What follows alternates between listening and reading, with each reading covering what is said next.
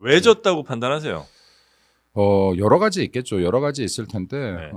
민심에 부합하지 못했다는 거겠죠. 뭐가? 뭐 여러 부분에서 여러 제가 부분- 좀 살려드릴게요. 네. 제가 여러 부분에서 아니 그 그랬겠지. 네. 이제 원래는 이거 예. 모의고사를 이미 풀었던 거 아닙니까? 장서 재보궐 네. 선거를 할 때 예. 모의고사를 풀었고 그러면 1년 반 동안 도대체 뭘 잘못한 거냐? 네. 이 오답 노트까지 다 나왔어요 그때. 그래서 긴급 투입된 게 한동훈 과외 선생님이 투입된 거 아닙니까? 근데 한동훈 과외 선생님이 들어와가지고 예. 오답 노트를 가지고 정확하게 오답이라고 체크를 해야 되는데 예. 야 이게 맞았던 답이야 라고 사실상 지난 3개월 동안 한 거예요. 아, 지난번에 똑같은 실수를 이번에 또 하게 된 거예요. 좋아. 그래서 아무것도 변하지 않고 역시 이렇게 하니까 바뀌지 않고. 전투력이 약간 올라가요. 슬슬 올라옵니다. 저 물주먹이에요. 물주먹밖에 안 되는데. 한없이 가벼운 정치 토크쇼 장르만 여의도 4월 12일 금요일 순서 시작하겠습니다. 반갑습니다. 정프로고요. 자, 오늘은 저희가 10만 구독자 기념 이벤트를 하고 있습니다. 그래서 대략 한 3,000분 정도 지금 저희 건물 2층에서 이 방송을 스크린으로 보고 계십니다. 잘 보고 계시죠? 반갑습니다. 네, 아유 환호 소리가 뭐 건물이 그냥 쩌렁쩌렁 울리고 있습니다. 아까 그 인파가 예. 그분들이었어요? 네, 아. 들어오실 때 아. 힘들었죠. 아유, 너무 박수 소리가 커가지고 네. 내진 설계가 잘못된 줄 알았습니다. 진짜로 와 계신 거예요? 네. 그럼요. 나갈 때 테러 당할 수도 있어요. 아니, 오해하지 마세요. 원래 컨셉이 한없이 가벼운 거 맞죠? 이분들 그렇게 열성적인 분들은 아닙니다. 네. 그래서 오늘 우리 구독자분들 가운데 사전 신청해주신 분들 모시고 지금 저희가 방청 이벤트를 하고 있고요. 끝나고 나서 그분들과 함께 또 좋은 식사 자리도 한번 식사 식사하시나요? 간식 네네. 샌드위치 정도. 밥이라도 제가 살까요? 아유, 네. 오, 3,000명을? 제가 역시 오늘 선물도 받았습니다. 네, 저만 이렇게 받은 것 같습니다. 아, 그래요? 그래서 오늘 10초만 주시면 제가 언박싱 하겠습니다. 네. 자, 이게 대단한 선물 같아요. 대파가 있네요. 진짜예요? 아니면 장난이에요? 어떻게 장난을 칩니까? 진짜 진짜 네, 누가 준 거예요? 선물 받았어요. 선거 끝났는데 야. 너무하네. 네, 이번에 확실히 대파 대첩에서 네. 확실하게 승리한 것 같아요. 이거는 국민이. 예. 이수정 교수님을 뵈면 네. 한 뿌리 떼서 드리도록 아우. 하겠습니다. 네. 자, 그러면 오늘 먼저 뉴스와 함께 또 양당의 청년 정치인분들 나오셨으니까 그 얘기 함께 나눠보도록 하겠습니다. 오늘 함께 나오신 이미 얼굴은 다 보신 것 같은데요. 죽을 맛입니다. 지금 국민의힘 김민수 대변인 어서 오십시오. 네, 반갑습니다. 김민수입니다. 다른 의미로 또 죽을 맛이죠. 더불어민주당 이동학 전 최고위원 어서 오십시오. 네, 이동학입니다. 예. 못됐다. 자, 그리고 이상민 크리에이터 네, 반갑습니다. 대파와 함께 들어오셨고요. 예. 그리고 우리 최은경 기자님이 뉴스는 소개해 주실 거고요. 네, 안녕하십니까. 네, 반갑습니다. 자, 그러면 뉴스 역시 총선 이야기를 저희가 안 할 수가 없습니다. 총선은 결과가 이미 다 아실 텐데 패배를 이야기한 패배를 수식하는 여러 단어가 있을 수 있지 않습니까? 참패 혹은 어떤 분들은 괴멸적 패배 이런 얘기도 나오던데 어떻게 지금 판단하고 있습니까? 어느 정도 패배입니까? 먼저 할까요? 김민수 대변인 제가 패배. 먼저 할까요? 예. 누군가는 예상했던 패배, 그리고 누군가는 예상보다 좀 컸던 패배 정도가 맞을 것 같은데 사실은 보수 진영에서도 어느 정도 후반기에 들어가면서 지겠구나는 인지했죠. 근데 그 의석수 자체를 평가하는 게 좀 달랐죠. 혹자는 100석 안팎, 이하까지? 네, 안팎. 이내로 본 사람은 그래요? 실제로 많지 않았던 것 같아요. 네. 100석 안팎, 그리고 혹은 혹자는 110석, 맥스로 보시는 분들이 한 130석 봤던 것 같아요. 130석. 근데 가 된 것 같은데 어찌됐건 간에 중간이에요? 아니 100석과 130석이. 그러니까 예측치예요. 예측치. 108석이면 100석 했어? 그냥 내외 아니에요? 내외네요. 그렇게 너무 그렇게 꼭 가벼운 하지 장르 마요. 아니에요?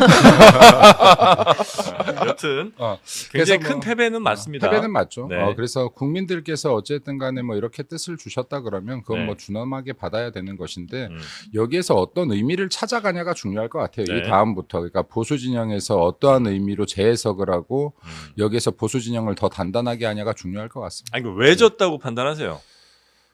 여러 가지 있겠죠. 여러 가지 있을 텐데 네. 일단은 생각 안 하신 것 같은데. 네. 민심에 부합하지 못했다는 거겠죠. 뭐가? 뭐 여러 부분에서 제가 좀 살려드릴게요. 네. 제가 여러 부분에서 아니 그랬겠죠. 네. 이제 원래는 이거 예. 모의고사를 이미 풀었던 거 아닙니까? 작년에 아.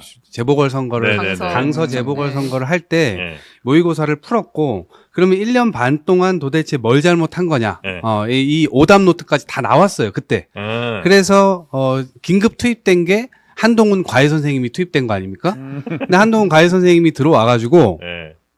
오답 노트를 가지고 정확하게 오답이라고 체크를 해야 되는데 네. 야 이게 맞았던 답이야 라고 사실상 지난 3개월 동안 한 거예요. 아. 그러다 보니까 사실상 지난번에 똑같은 실수를 이번에 또 하게 된 거예요. 좋아. 그래서 아무것도 변하지 않고 역시 이렇게 하니까 바뀌지 전투력이 않고. 약간 올라가요. 슬슬 올라옵니다. 저 물주먹이에요. 물주먹밖에 안 되는데. 그래서 잘못된 과외 선생님의 잘못된 네. 지도 여기에서 이제 뭐 판가름이 난 거다. 네. 자, 일단 우리 네네. 정부에서는 대통령실에서는 특히 이번 총선 패배에 대해서 이야기가 좀 나왔죠. 정확하게 뭐라고 지금 진단하고 어떻게 하겠다. 뭐 얘기가 좀 나오고 있습니까? 네, 총선 결과를 두고 당연히 입장이 나왔는데요. 윤석열 대통령이 국정 쇄신에 나서겠다는 메시지를 전달을 했는데 어제 저희가 약간 정돈이 안 된 상태로 막 쏟아지는 메시지를 그냥 전해드렸잖아요. 네. 오늘은 한번 들어보겠습니다. 이관섭 대통령실 비서실장입니다. 총선에서 나타난 국민의 뜻을 겸허히 받들어 국정을 쇄신하고 경제와 민생 안정을 위해 최선을 다하겠습니다. 이런 말씀을 주셨습니다. 그러니까 대통령의 입장이 직접 나오지는 않았고 전달이 된 건데요. 어쨌든 총선 결과나 원인에 대해서도 되돌아보는 시간이 곧 있을 것이다 네. 라고 이야기를 했습니다. 다만 지금 나오는 지적은 그 일방적인 국정 운영에 대한 사과 메시지는 없었다. 대통령이 직접 나와서 이야기해야 되는 것 아니냐. 국정 기조에 전환이 필요한 것 아니냐. 이런 이야기들이 나오고 있습니다. 뭐 정치예요 사실은. 네. 길게 봐야지 맞아요. 그러니까 이게 아까 오답 노트라고 했는데 당장의 선거에서 정답과 오답은 표로서 나눠질지 모르겠어요. 근데 진짜로 10년, 20년, 30년 후 대한민국을 내다봤을 때 네. 어떤 게 정답이었고 어떤 게 오답이었는지는 역사가 평가할 거라고 봐요. 근데 제가 이번 참패에 대해서 윤석열 대통령이 잘못했다, 한동훈 위원장이 잘못했다 이런 이야기들로 책임론들이 많이 부각되는데 저는 사실 평당원이에요. 네. 지금 신분이.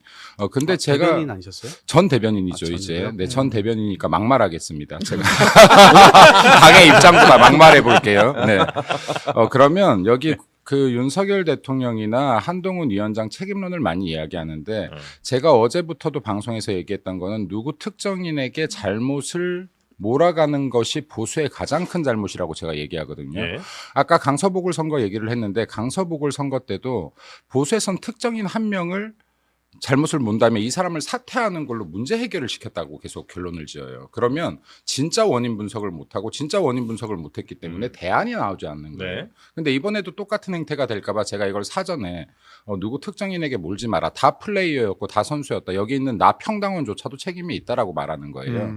그러면은 그리고 진짜 문제 원인을 분석해 들어가야 되는 것이다. 라는 거 첫째로 하나 말씀드리고 싶고 두 번째는 선거에서 졌어요. 선거에서 졌는데 전 대통령 개혁 방향 틀리지 않았다라고 봐요. 그럼 민주당한테 묻고 싶어요.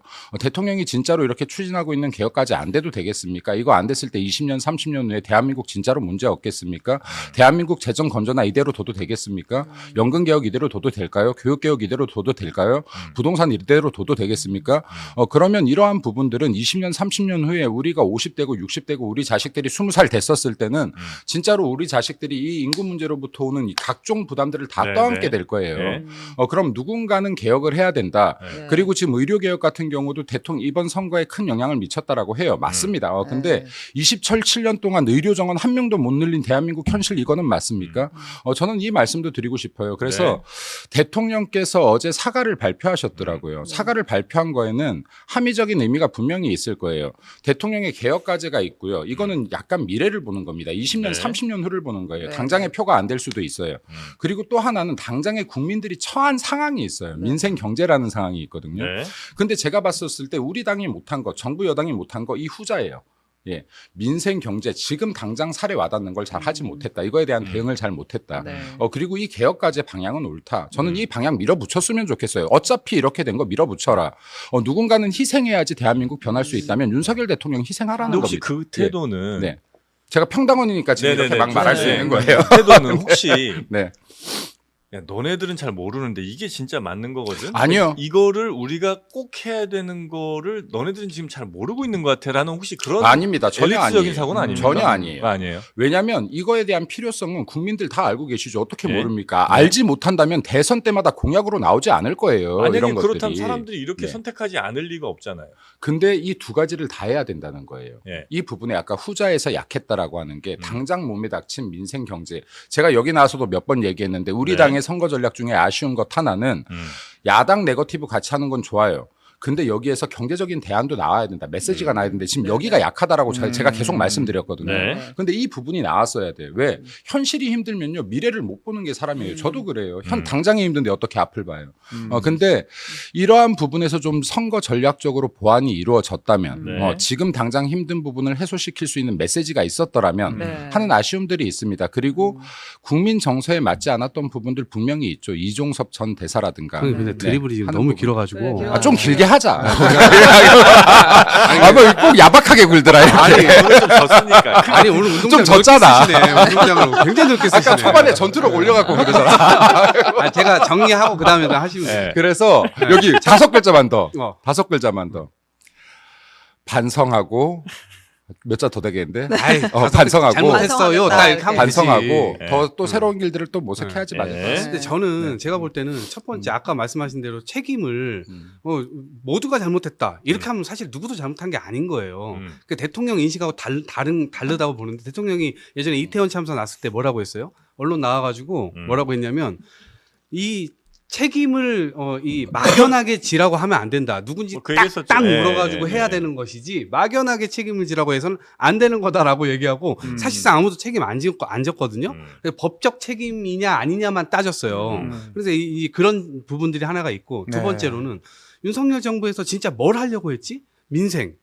87조 원 적자 이거 4월 10일 날 발표하겠다고 네. 1월 달에 얘기해놓고도 지금 어제 얘기한 겁니까? 네, 선거 맞아요. 끝나고 난 다음에 얘기했고 그다음에 연금 개혁 이거 제대로 하고 있나요? 대통령이 이걸 뭘 하기 위해서 노력했던 모습이 보였나요? 그냥 말로만 던져놨단 말이에요. 교육 개혁도 만 5세 입학 그거 전 좋은 정책이라고 생각했거든요. 이것도 드리블 잘못해서 교육부 장관 언론에 나와가지고 말도 못하고 결국 경질되지 않았습니까? 다른 교육부 장관을 바뀌고 노동개혁도 노동부 장관도 바뀌었잖아요. 노동개혁 발표했는데 그거 대통령한테 다 보고됐던 걸 또 발표한 거예요. 근데 그날 대통령이 왜 이걸 발표했습니까? 라고 하면서 오히려 비토를 놔버렸잖아요. 그러니까 이런 이상하고 기괴한 일들이 이런 국민들 눈에 다 보이게 됐던 거예요. 그러다 보니까 무슨 의지가 있지? 실력이 있는 건가? 하고 싶으면 정말로 하고 싶다면 야당 대표 만나서 설득하는 모습도 보여야 되고 그런 모습을 하나도 보여주지 않고 일방적으로만 자기 이야기를 해요. 그리고 세 번째, 어제 이관섭 실장 아까 저 영상 보셨듯이 네. 저분 물러날 뿐 아니에요? 근데 저분이 무슨 얘기를 나와서 발표를 합니까? 총선 이 결과에 대해서? 저는요, 그거 깜짝 놀랐어요.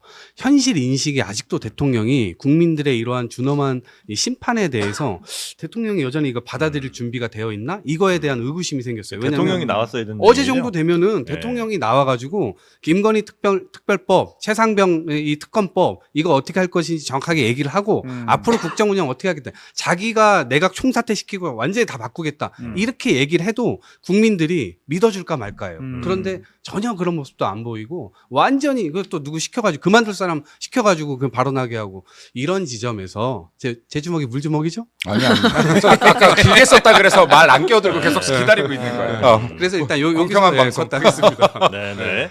자, 개혁 과제는 계속해서 가야 되는 것이고 가야 이것이 이제 되죠. 10년, 네. 20년, 30년을 아니, 저는 좌우할 중요한 문제이기 때문에. 그러니까 개혁까지는 전 좀 네. 이랬으면 좋겠어요. 제가 이게 그 간혹가다 인터뷰하면 하는 말인데 여나야가 꼭 길게 보고 정권이 바뀌어도 방향을 잃지 않고 같은 방향으로 가야 되는 몇 가지 정책들이 있는데 대한민국 이게 안 된다. 그럼 요 질문. 네. 그러면 그걸 하기 위해서 야당 대표를 만나야 한다. 요거에 대해서는 동의를 하시나요? 야당 대표를 만나야 되는 대통령과 야당 대표가 만나야 되는 거는 당연히 만나야죠. 야당 대표가 지금처럼 이렇게 범죄 혐의자가 아니라면 만나야 된다라고 생각해요. 근데 지금 그대로 야당 그리고- 대표가 있잖아요. 네, 그리고 아마 근데 대통령께서 그럼에도 불구하고 만나겠다라고 하니까 네. 만나겠죠. 그래서 근데 만약에 만날 거면은 어쨌든 간에 절차들을 좀 거쳤으면 좋겠어요. 예를 들어서 자, 그럼 질문을 한번 해볼게요. 야당 대표랑 여당 대표는 만나야 됩니까? 안 만나야 됩니까? 그거 아니, 만나야죠. 만나야죠. 자주 자, 만나야죠. 그런데 왜 네. 여당 대표가 야당 대표한테 만나자고 콜을 몇 번이나 했는데 만나지 않고 TV 토론을 하자라고 했는데 TV 토론을 하지 않았을까요? 그러니까 이것도 잘못된 거라는 거예요. 예를 들어서 우리가 거대 야당이기 때문에 여당 대표는 패싱하거나 대통령하고 직접 다이다이 뜰 거야. 이렇게 하면 안 된다는 거예요. 다이다이. 야, 대변인직 잘못 넣어놨셨네. 내려놨잖아요. 그럼 약간 말 진짜로 잘못했죠. 예. 다이변인. 어디까지 네. 수위가 되는 아니 거지? 일대 왜 일로 아니 만나나? 이게 네. 단순한 여야의 관계가 아니에요. 네. 왜냐하면 아니, 거대 야당이에요. 아니 그러니까 네. 제가 방금 말했잖아요. 네. 거대 야당이라고 해서 네. 거대 야당이라고 해서 여당 대표를 패싱하고 대통령과 직거래를 하겠다라고 하면 여당을 무시하는 거예요. 자, 아니, 정부의 그것도 해요. 정부의 그것도. 역할이 있고 여당의 역할이 있고 야당의 역할이 있는 거예요. 음. 자, 그럼 상식적으로 여당과 야당 대표가 먼저 만나서 합의점을 찾아야 되는 것이 맞는 것이죠. 그럼 지난 기간 동안에 네. 이재명 당대표가 대표가 되고 나서 여당에서 김기현 대표일 때부터 이재명 대표 만나자라고 했어요. 이재명 대표가 여기에는 응답을 한 적이 없어요. 아니 응답을 아니요, 했죠. 응답하지 왜냐면 않았어요. 정확하게 대책을 찾아보세요. 갖고 정책을 갖고 얘기를 하자라고 술 얘기를 마시는 했죠. 거 하지 근데 말자 술 마시는 이런 거 하지 얘기를 말자고 했는데 얘기했죠. 근데 이제 에이. 궁금한 게 이거예요. 자, 어. 술 마시자 밥 먹자는 우리가 바보들도 아니고 은유적 표현이죠. 네. 김치찌개에 소주 한 잔 합시다가 어떻게 진짜로 김치찌개에 소주 한 잔 근데 저는 합시답니까? 여당도 대통령도 그래서- 야당 핑계 그만대고 아니 야당 핑계를 대고 네, 자, 잠깐만. 만나자. 그- 그러면 다 같이 어. 만나버릴까요? 우리 대통령이랑 우리 막 여야 난투전이야? 다 말 안 들어줄 거야? 그러면 이게 아니 우리 내가 이렇게 만나잖아요. 그러니까 우리는 만나죠. 그러니까 우리 같이 정치를 하면 정치판이 문제가 없어요. 이렇게 안타까울 수 여기서 이렇게 싸우고 나서 나가서도 야 이게 어떡합니까? 만나 저게 만나 할 수 우리 있다. 패자들이 이렇게 나와가지고 그런 얘기 하면 아니, 그러니까 우리가 힘을 봐봐요. 가집시다. 예를 들어서 야당이 이야기했을 때는 그냥 아무 의지 없이 그냥 만나자는 건 사실 의미가 없으니 그렇죠. 이런 것들을 좀 갖고 와서 서로 얘기를 하자 이럴 수는 있잖아요. 야당 대표가 그러니까 여당 대표한테. 그러니까 야당 대표가 네. 자 보세요. 야당 대표가 이야기를 하자라고 해요. 음. 근데 본인들은 안건은 안 만들고 니네들이 안건 만들어 와. 이것도 이 자세도 틀린 거죠. 예를 들어서 서로 논제가 있어야 되는 거죠. 그럼 이런 이야기들. 네네네. 그러니까 이게 여야당 대표들이 만나기 네. 시작했다면 이게 만약에 필요성이 있다면 대통령 같이 자리도 있었을 것이고 당연히.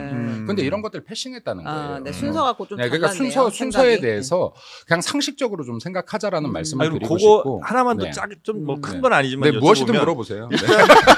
국정 운영의 네. 책임은 정부와 여당에 있는 게 맞는 정부와 거잖아요. 여당에 있는 거 그리고 맞아요. 야당은 네. 그 국정 운영에 대해서 반대하거나 뭐 찬성하거나 할 수 있겠죠. 근데 이제 반대하는 것들이 좀 많이 있어요. 그러면 정부나 여당에서 우리 한번 좀 얘기를 합시다. 왜 반대하시는지. 그러니까 우린 이런 걸 갖고 이렇게 좀 해보려고 하는데 이렇게 좀 바꾸면 낫겠습니까? 그 제안을 여당이 먼저 해야 되는 거는 그렇죠. 원하는 뭐 게 맞을 있으면. 맞는 얘기일 네. 수도 근데 있다는 이건 거의 생각이 좀 기넥스 드는데. 국감이에요. 지금 700일이 넘도록 네. 대통령이 야당 대표를 안 만나. 그것도 거대 야당이에요. 문재인 대표 소수 야당도 아니에요. 문재인 700일 넘도록 이렇게 한 건 문재인 처음이에요. 대통령 네. 당시에 황교안 대표가 그렇게 만나달라고 했는데요. 안 만나줬어요. 근데 다른 정치를 자, 그러니까 하시겠다고. 이거를 아니 네. 저는 아니, 저는 문재인 저는 대통령은 심판하고 되자마자 다 제가 당선이 너희도 되셨잖아요. 이랬잖아를 얘기하는 게 아니에요. 음. 그러니까 이런 이야기를 할 때 본인들을 한번 돌아보라는 거예요. 그럼 이거는 결국에는 대한민국 정치를 한번 돌아보게끔 되는 것들인 거예요. 예, 황교안 안녕하십니까. 대표 오랜만에 나옵니다. 황교안입니다. 와, 어떻게 우리 김민수 이거 다 대표, 준비돼 있네. 우리 김민수 대변인님, 혹시 이번 선거 부정 선거 아닙니까? 무성 선거. 저는 주장합니다. 사전 선거는 잘못됐습니다. 부정한 자가 부정 선거를 하는 공범입니다. 이상입니다. 잘해. 진짜 좋으신 분이에요. 보수 일각에서는 좋으신 사전 선거에 그럼 대한 이렇게 불만이 합시다. 날 수도 있더라고요. 넘어가겠습니다. 네. 그러면 총리 이야기를 한번 해보려고요. 네. 지금 한덕수 총리도 사의 표명을 하고 있으니까 다음에 좀 특집으로 방송을 길게 한번 이렇게 한 3시간 편성해서 아니 근데 그러면은 남아있진 않아요. 시청자가 안 남아있어요. 아 그런가? 네. 자 홍준표는 어떤가? 이것이 지금 나온 이야기인데요. 홍준표 네, 네. 시장이요? 네, 인적 쇄신을 예고했잖아요. 대통령실에서 한덕수 국무총리, 대통령 비서실장, 정무수석, 홍보수석 등이 다 안보라인을 제외하고는 다 사의를 표했다. 지금 이렇게 어제 뉴스가 나왔는데 여기에 대고 이제 이준석 대표, 개혁신당의 이준석 대표 스스로 윤잘알이라고 생각하잖아요. 네. 이분이 이제 국무총리 후임으로 홍준표 대구시장을 추천하기도 했습니다. 정치가 장난. 준식아 고맙다. 내는 네밖에 없고 니도 내밖에 없어요. 참 총리라니. 아유 잘하신다. 잘해. 예. 뿌띠뿌띠 좋아요. 자 이거는 뭐 상식적으로 맞지 않는 얘기다라고 생각하시는군요. 그러니까 정치를요. 네. 제발 국회의원 이제 곧 배지를 다실 분들이잖아요. 그럼 좀 무게 있게 했으면 좋겠어요. 그러니까 지금 뭐 우리는 여기는 한없이 가벼운 방송이니까 웃고 떠들면서 하지만은 네. 정치에 좀 무게가 있어야 된다. 그리고 홍준표 대표를 지금 국무총리로 언급한 것 자체가 네. 정치를 일종의 게임처럼 보는 거예요. 그럼 야 이렇게 하면은 니네들 국민들한테 홍 좀 얻지 않겠어? 자 그러면 여기 국회법에서요. 제29조에 국회의원은 국무총리 또는 국무위원직 외에 다른 직을 겸할 수 없다라고 해서 이 두 직은 겸할 수 있게 돼 있어요. 자 그럼 홍준표 지사 지금 아직 임기도 안 끝났는데 또 거기 복을 띄우라는 겁니까?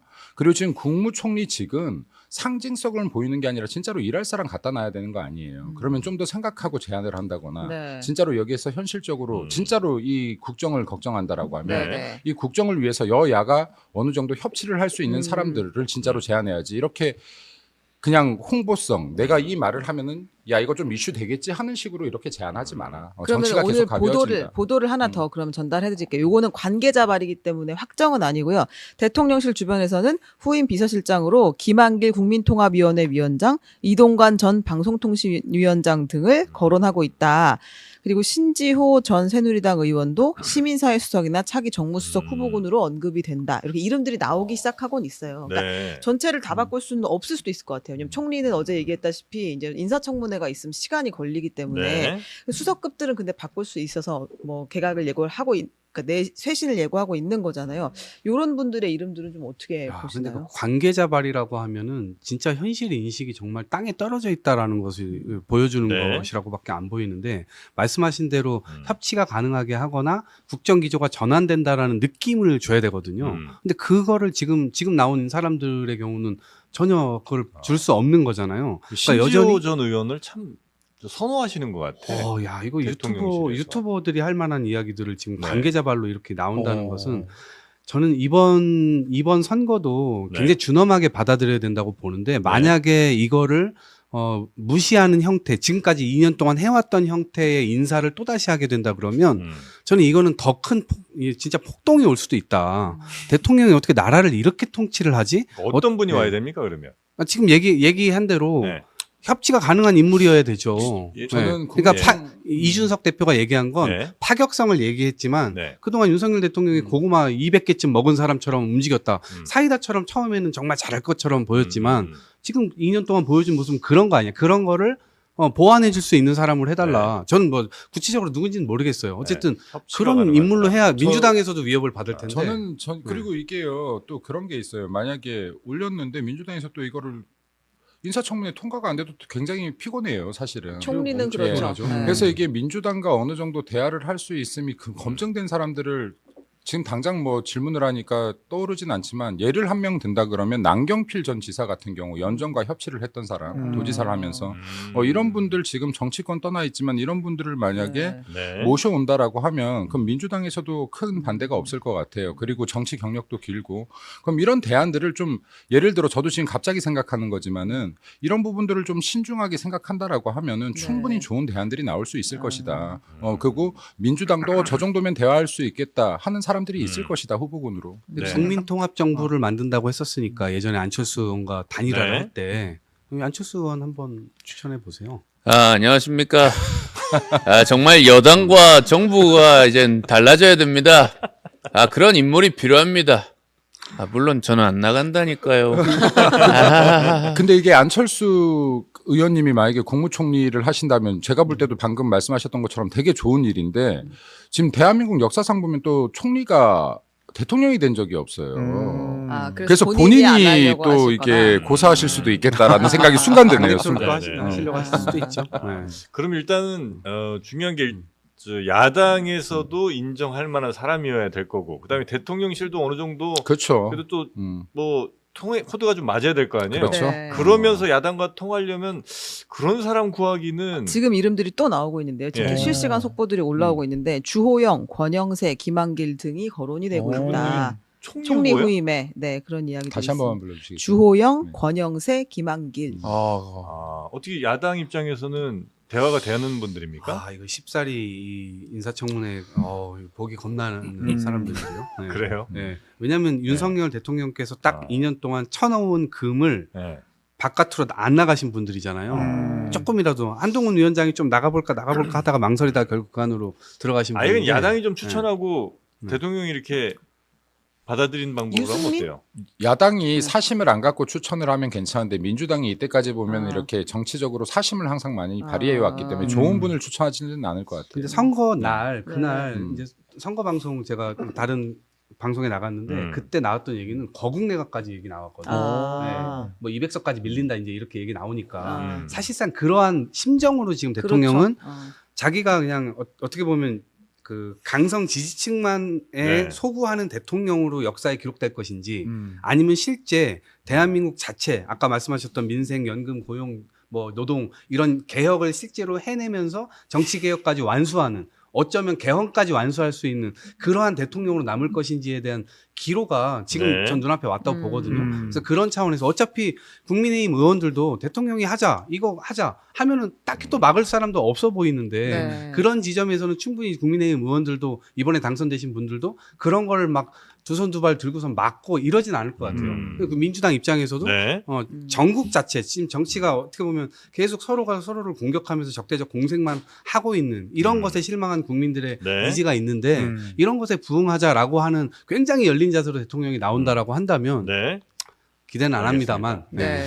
그렇게 자, 나오면 그러면 좋겠죠. 일단 다음. 뭐 총리와 또 수석들 이야기 좀 나눴고요. 그다음에 그동안 민주당에서는 거부권 됐던 법안들 다시 다 추진하죠. 네, 이태원 참사 네. 관련된 거 그리고 뭐 최상병. 최상병권 그 그다음에 우선적으로 김건희 바로바로 가는 거죠. 네, 이건 바로 해야죠. 예. 네, 바로 해야죠. 그럼 이거는 아마 저 대통령이 다시 어떻게 하기는 매우 어려운 상황이겠죠. 사실은 이게 그 총선 결과를 보면요. 이번에 108석 대 지금 175석이죠. 190 그러니까 전체적으로 민주당만 보면, 민주당만 네, 보면 108석 대 175석이고 이게 사실은 지금 총선 전과 되게 비슷한 형국이에요. 결국에는. 그럼 지난 2년을 좀 돌이켜 보면 되는데 민주당도 입으로 민생을 외치고 그리고 국민을 외쳤지만은 실제로는 민생 법안이 아니라 정쟁용 법안들을 통과시키기 바빴고 또 그러고 나면 정부에서는 거부권으로 응대를 했고 그럼 이렇게 2년이 지나갔습니다. 그러면 네. 실제로 말해서 이 국회가 21대 국회가 한 게 없어요. 근데 지금 이 형태랑 똑같은 패턴이 지금 앞으로 3년 동안 이어지게끔 됐다. 그러면 지금 실제로 1987년 이후 대통령 직선제 이후에 지금 대통령 임기 5년 내내 이 거소야대 형국은 최초로 있는 일이거든요. 그럼 지금 처음으로 5년 동안 거소야대가 이제 이렇게 이루어지는데 네. 그럼 앞으로 3년도 어떻게 될 것이냐? 저는 이거는 이 키를 사실은 민주당이 졌다고 봐요. 거대 야당으로서 네네. 의석수가 많기 때문에 네. 민주당이 진짜로 민생 법안을 던지고 네. 그리고 민생에 대한 것들을 네. 고민을 하기 시작한다라고 하면 여기에 대한 협치가 이루어질 것이고 방금 말했던 특검이나 특검은, 네네. 탄핵이나 또 정치적인 것들 갖고 싸우자고 덤벼들면 네. 어쩌겠습니까? 거부권 행사해야죠. 그럼 아. 이거에 또 무한 반복이 될 것이다 앞으로 3년이. 저는 그래서 이거를 저는 좀 말씀드리고 싶은 게 국민들의 뜻을 왜곡하지 마라 이번에 표심을 민주당에게 분명히 많은 의석수를 줬어요. 근데 줬음에도 불구하고 이게 정쟁에 이용해라. 지난번처럼 정말로 입법 독주해라. 그리고 방탄국회 해라고 준 의석수가 아닐 거예요.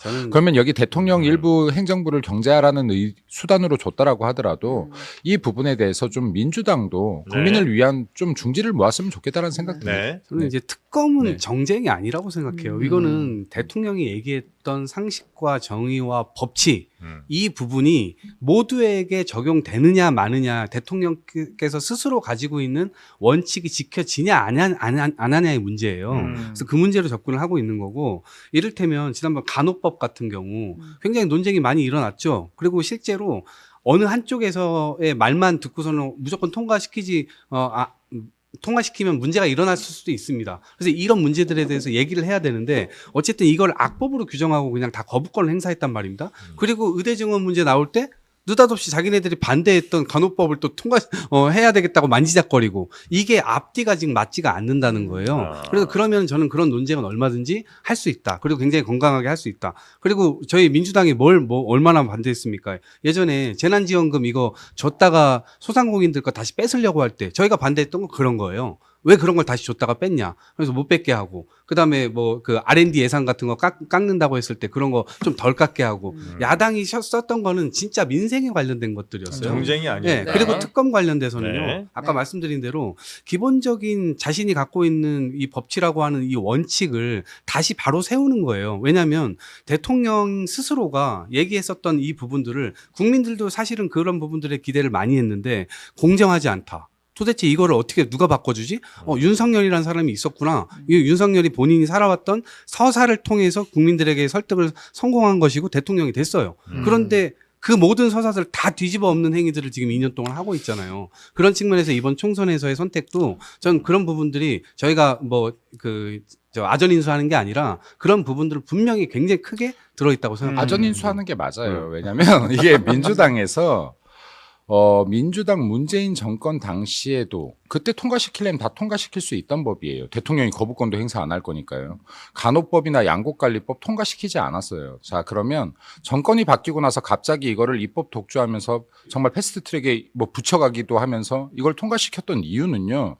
대통령이 거부권을 행사할 수밖에 없는 법안이기 때문이에요. 거부권을 행사도 네. 몰아붙였다. 네, 그 거부권을 유도했다라고 봐야 되는 유도했다. 거예요. 만약에 이 법안의 진심이었으면 문재인 정권 당시에 했으면 돼요. 그때 논의가 되고 있었으니까요. 도저히 그러니까 행정부로서는 받을 수 없는 법을 밀어붙였다는 네, 말씀이신 그러니까 거죠? 이 부분이 뭐냐면 이 법 자체가 다 잘못됐다는 거 아니에요. 간호원들 태움 당연히 가슴 아프죠. 네. 그러면 근데 이 법들의 독소 조항들이 심각한 것들이 들어있다는 거예요. 그럼 이게 대통령이 이 여와 야가 이런 부분들을 조절했어야 되는데 이런 부분들을 지금 알면서도 민주당이 밀어붙였던 건 대통령이 받을 수 없는 정부로서는 부담스러워서 받을 수 없는 거예요. 그리고 만약에 근데 네. 대통령이 받아들여서 그 통과됐으면 어떡하려고 그 정도 셈법은 민주당에 있는 거예요. 그리고 자 거부권이라는 게 거부권 할 거라는 확신. 제2요구권 거부권이 왜 네. 있습니까? 네. 그럼 입법부가 통과를 시켰을 때요. 네. 행정부가 결국에는 책임을 져요. 그럼 이 행정부의 책임을 결국에는 책임이 행정부로 오는데 이 행정부가 이 법안은 통과됐었을 때 심각한 우려가 있어라고 하면 이 책임을 내가 질 수 없어 할 때 발휘하는 게 제2요구권이에요. 거부권이에요. 자, 그런데 이것을 대통령이 유도하게끔 했던 건들이다라는 것도 말씀드리고 싶고 아까 네. 특검이 정치적이지 않다라고 했는데 정치적이죠. 정치적이죠. 김건희 여사 같은 경우는 제가 여기 나와서도 몇 번이나 얘기했죠. 이거 문재인 정권 당시에 계속 수사가 이루어졌던 건이고 혐의가 없어서 기소를 못했던 건이라는 말씀도 드렸고 네. 지금 조국 신당도 말씀드릴게요. 네, 네, 네. 조국 신당 들어오고 나서 지금 어제 첫 일성이 그거더라고요. 한동훈 검찰청 특검법. 가서 네, 한동훈 네, 특검법 네. 발의하겠다. 이것도 마찬가지예요. 2021년 문재인 정권 당시에 수사가 시작돼서요. 22년 5월에 무혐의로 결정된 사건이에요.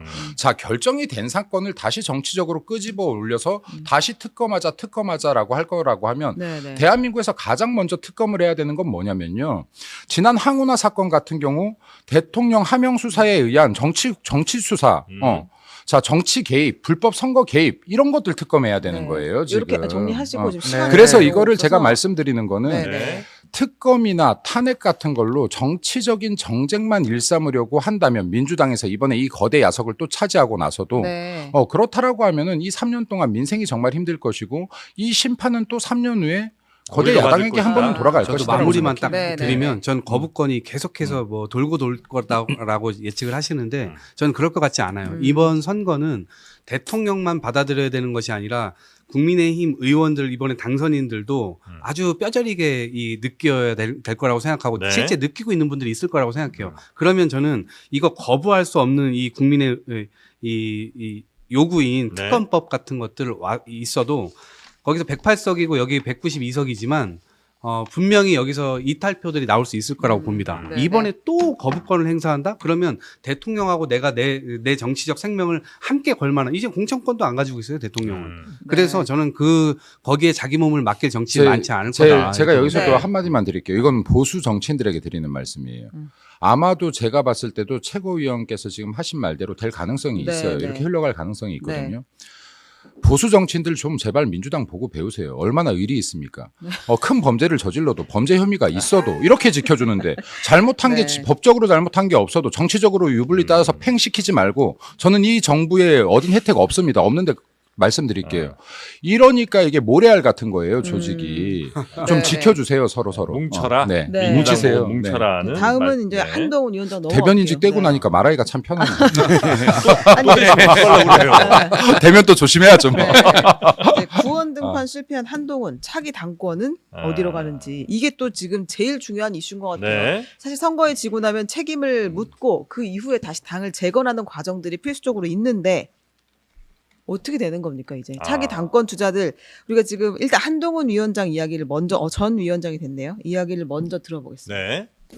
국민의 선택을 받기에 부족했던 우리 당을 대표해서 국민들께 사과드립니다. 그래서 저는 선거 결과에 대한 모든 책임을 지고 비상대책위원장직에서 물러납니다. 지금 가능성이 여러 가지. 안 한다니까요. 또 자꾸 하지 마십시오. 저러지 마십시오. 저 전당대회 관심 없다니까요. 아무 지도부. 말도 하지 않으면 아무 일도 일어나지 않습니다. 실망입니다. 네. 한동훈 전 비대위원장은 이제 전 비대위원장이 그렇게 됐고요. 됐네요. 네. 그럼 그 다음에 한동훈 전 비대위원장이 계속해서 국민의힘에서 뭔가를 할 건지 아니면 아예 이제 당과는 좀 거리를 두고 이렇게 갈 건지 그 자신의 행보에 대해서 약간 힌트가 될 만한 이야기들을 좀 하지 않았습니까? 네. 정치는 계속하겠다라는 뜻을 이야기를 했습니다. 네. 우리가 국민들에게 드린 정치개혁의 약속이 중단 없이 음. 계속 실천되길 바랍니다. 어떻게 해야 국민의 사랑을 되찾을 수 있는지를 고민하겠다 이렇게 이야기를 했습니다. 자, 어떻게 할 거라고 보십니까? 아니면 어떻게 해야 된다고 보십니까? 한동훈 위원장 전당대회 나올까요? 뭐 감히 예단하기는 힘든데요. 그 선택지가 아주 많지는 않을 것 같아요. 왜냐하면 지금 국회의원직을 본인이 출마를 안 했고 또 외국에 나가지 않겠다라고 했고 네. 저는 사실 개인적으로는 한 등판하실 때부터 끝나면 외국을 한 1년 정도 나가 있는 게 좋겠다라고 생각을 했던 사람이긴 한데 지든 이기든 본인이 국회의원이 되지 않는다면 근데 지금 어쨌든 간에 이 중심에 남았고 그리고 안 좋은 상황에서 남았으니까 선택지가 많지는 않을 것 같다. 근데 저는 본인의 책임이 굉장히 크다라는 생각을 당연히 하고 있을 거예요. 왜냐하면 네.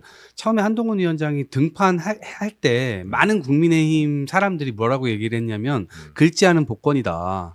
그리고 이 사람은 대통령과 십수년을 같이 해왔던 그러니까 어떻게 보면 동지로서 할 말 못할 말을 다 할 수 있는 사람이기 때문에 네. 기존에 왔던 결을 완전히 바꿔줄 수 있는 희망의 아이콘으로 만들었어요. 근데 들어오자마자 뭘로 처음에 윤한 갈등 1차 갈등이 뭐였냐면 김건희 여사가 명품백 받았을 때 네. 국민의 눈높이에서 적절하지 않은 점이 있습니다. 이런 정도로 굉장히 얕은 수준으로 이 부분에 대한 문제 인식을 갖고 있다라는 걸 얘기를 했는데 그걸 가지고 며칠 뒤에 서천 화재 현장으로 대통령이 불러가지고 네. 바로 90도 폴더 인사를 해버렸어요.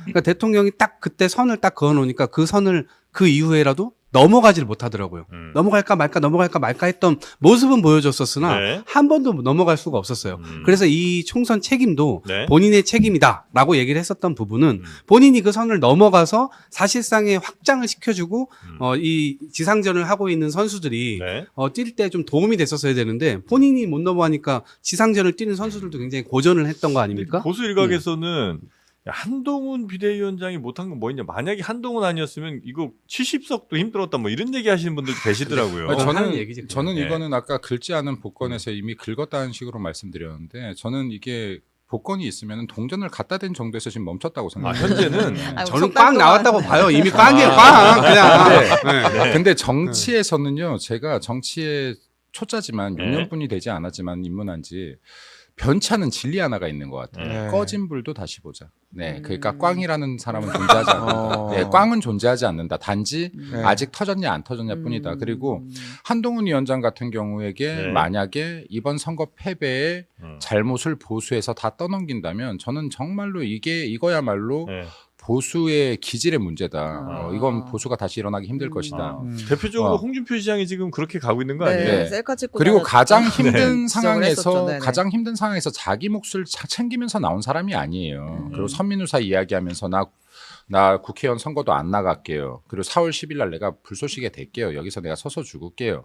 그리고 그 이후에 어떠한 선거에서 이기더라도 그 공 내가 가져가지 않겠습니다. 하는 이야기들을 했어요. 네. 그리고 나서 이만큼 했으면 그때 당시에 누가 딴 사람들 자신 있는 사람이 있었습니까? 그리고 제가 아까 얘기했는데 모두가 책임지면 어떤 누구도 책임지시지 않는 거라고 했는데 여기서 모두라고 하는 거는 최소한 정당의 지휘부들이나 그리고 당협위원장, 국회의원급들 다 포함돼요. 다 한 명 한 명이 다 책임자예요. 근데 한 명한테 책임 넘길 생각하지 말라는 말씀을 저는 좀 드리고 싶고요. 네네. 그리고 아까 계속 명품백 얘기 나오니까 이것도 좀 속 시원하게 한번 얘기해 볼까요? 뭐 오늘 마지막 방송이니까. 김정숙 여사가 타지말 갔던 네네. 국비로 이런 사건 네네. 같은 경우에 네. 민주당이 정말로 한마디 얘기했습니까? 네. 이거를 지금 정쟁으로 물고 들어가려고 하면요. 네. 제가 봤을 때 이거 특검 주장 도대체 왜 안 하고 있는 겁니까? 그러니까 이런 것들을 진짜 정쟁으로 물고 들어가려고 하면 한도 끝도 없다. 그리고 네. 진짜 이렇게 거대 야당이 됐을 때 5년이나 거대 야당이 됐는데 네. 정쟁 말고 민생 좀 생각해라. 아. 라는 말씀도 여기 최고위원님이 아니라 민주당 여러분들께 좀 네. 드립니다. 문재인 네. 정부 저기요. 저는 잊혀지고 싶어요. 그런 얘기 그만하시요. 잊고 싶어도 계속 나오셔서 잊을 수가 네. 없네. 아, 근데 그러면- 한동훈 위원장 네. 총선 안 나간 걸 되게 평가를 하시는 것 같은데 저는 결과적으로도 그렇고 그 전에도 그렇지만 나갈 만한 데가 없었다. 영남으로 나갈 겁니까? 강남으로 나갈 겁니까? 네. 그러면 양지로 간다 그랬을 거고 그럼 험지로 갔을 때 만약에 나갔다면 이번에 살아남았겠습니까? 저는 그런 굉장히 어려웠을 거라고 보고 한동훈 위원장이 있으면 3개월 동안 무대 위에 올려져서 국민들께 보여줬던 모습은 느닷없는 그러니까 전략도 완전 부재했지만 본인의 비전도 보여주지 못했죠. 오히려 네. 깐족거리는 이미지를 오히려 더 부각을 시켜줬고 그다음에 야당 2조 심판 그다음에 이 뭐 586 청산 뭐 이런 얘기들을 사실상 민심이 어디로 가고 있는지에 대한 것들을 헛다리를 짚은 상황에서 한동훈 위원장에 대한 기대감이 다음에 다시 있게 되려면 어느 정도 선언을 하고 나와야 되냐면 네. 자신이 그랬던 점을 철저하게 반성을 해야 돼요. 대통령이 쳐놓은 선안에 자기가 머물러 있었다라고 하는 점을 절절하게 고백을 하고 그걸 넘어서야 됩니다. 네. 그래서 예를 들면 외교 현장에 김건희 여사 더 이상 못 가게 해라. 뭐 이런 얘기를 완전히 할 수가 있어야 되는 거예요. 이게 어차피 나가기만 하면 사고가 나니까 이제 그런 문제에 있어서 그런 것들부터 시작해서 특검법 이런 거 국힘에서 전향적으로 받겠다. 네. 보수가 새로 태어나겠다. 네. 이런 정도의 선언을 하지 않으면 네. 저는 한동훈 위원장의 룸은 앞으로 없을 근데 거다. 국민의힘에서 이게- 한동훈 위원장을 막 이렇게 우리의 지도자다 이렇게 인식하는 의원들이나 이런 분들이 좀 많이 있습니까? 아니요, 그거는 제가 잘 모르겠지만 네. 제가 드리는 말씀은 이거예요. 한동훈 위원장이 됐든 그 누가 됐든 어떤 한 명의 책임으로 돌리지 마라. 그럼 보수가 성장할 기회를 놓친다라는 네. 말씀을 제가 드리고 싶은 것이고 그리고 아까 그래요. 영부인으로서 나갈 때마다 사고 쳤던 건 아까 김정숙 여사 같아요. 대통령보다 앞장서서 위풍당당하게 걸으시고. 네, 이런 것들. 그만하시라니까요. 그리고 또 또 문제입니까? 아까 한동훈 위원장 이미지에 대해서 얘기했는데 네. 대한민국 정치인 중에서 이미지 가장 나쁜 건 정말 가볍게 쉐쉐 하는 이재명 당대표 정도 돼야지 가볍다라고 왜 하는 이번에 또 것이죠. 저를 건너십니까? 야 편하다. 야 우리 이한민 있으니까 좋다. 우리 편하네. 모든 정치인이 다 모든 있습니다. 사람이 다 유력대가 나와. 다 반박하지 있습니다. 않아도 돼요. 예. 그래서- 예, 우리 정영진 씨, 네. 시에. 시에 예. 이걸 따자하오. 네. 아니 그래도 우리가 이제 지금 양쪽의 생각이 더 좁혀지지는 않을 것 같아요. 잘 아시다시피 아예 서 있는 지점이 지금 다르니까 네. 국민의힘이 지도부를 다시 꾸려야 되는 상황이 됐잖아요. 그리고 지금 윤재혁 원내대표가 중진들을 만나서 논의한다고도 했고 차기 당권 주자들이 다시 나오고 있는데 결국에 수도권 이번에 이긴 사람이 많지 않기 때문에 근데 영남 중진들보다는 조금 이제 험지에서 되신 분들 그리고 친윤보다는 그래도 비윤들이 이제 이름이 거론이 되고 있는데 일단 거론되는 분들의 그 당선 소감을 한번 쭉 들어보도록 하겠습니다. 어떤 분들일까요? 22대 국회는 나경원 사실은 굉장히 당선자. 녹록치 않을 것 같습니다. 국회가 국민을 바라보고 일할 수 있는 국회가 될 수 있도록 그 역할을 좀 제대로 하겠다.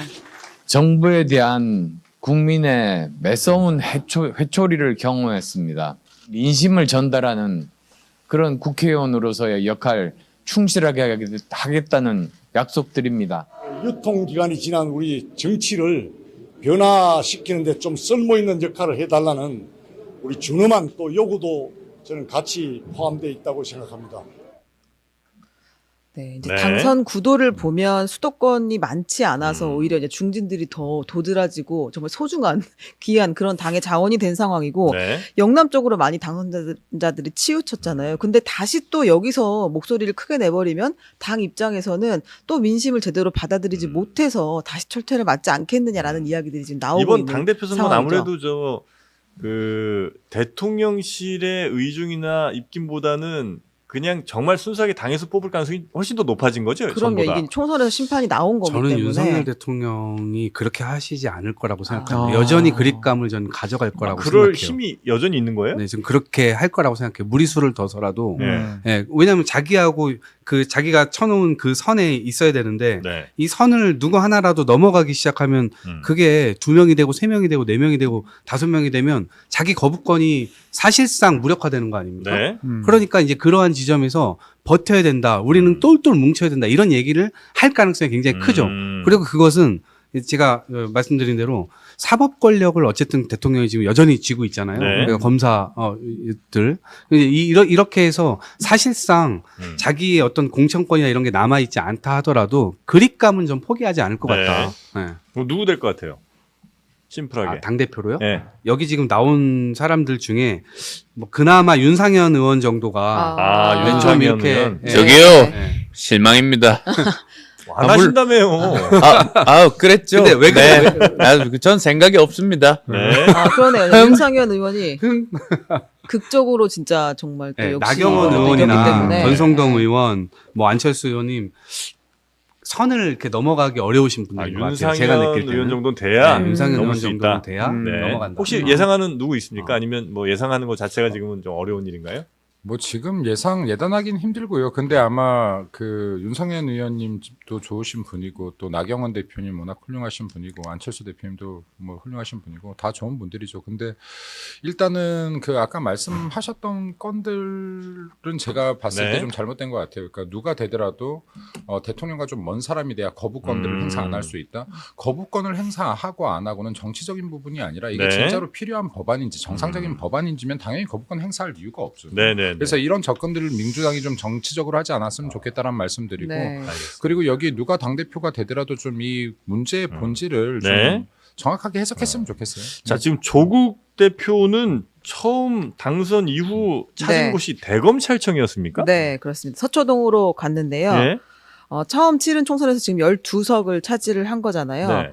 당선되자마자 대검찰청에서 찾아가서 직접 우리는 첫 기자회견을 이곳에서 한다라고 얘기하면서 발언을 했습니다. 한번 들어보겠습니다. 검찰은 즉각 윤석열 대통령 부인 김건희 여사를 즉각 소환해서 조사하십시오. 마지막으로 경고합니다. 검찰도 이번 총선에서 확인된 뜨거운 심판이 자신들과 무관하지 않은 점을 잘 알 겁니다. 네. 야, 조국 대표는 확실하게 자신의 노선을 뭐 네, 정한 것 선명합니다. 같고요. 네. 마지막 경고이자 국민의 명령이다. 그래서 네. 특검을 하라고 이야기했습니다. 어찌 보면 기회를 주신 거 아닐까요? 그러니까 대통령실이든 검찰이든 특검법까지 가기 전에 이거를 검찰 스스로가 해라. 아니 전 정부 같았으면 안 했겠습니까?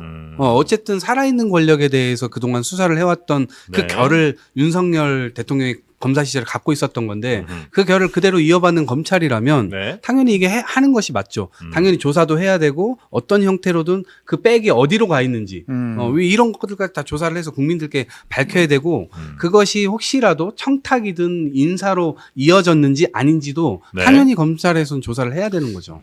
대한민국 진짜 참 제가 조국 혁신당을 보면서는 좀 대한민국 막장이라는 생각이 들어요. 막장이요? 예, 그러니까 지금 이게 재심에서 유죄 판결 받은 자가 또 항우나처럼 이 1심에서 유죄 판결 받은 자들이 그것도 이 제항목도 가볍지가 않아요. 여기에 불법 선거 개입이에요.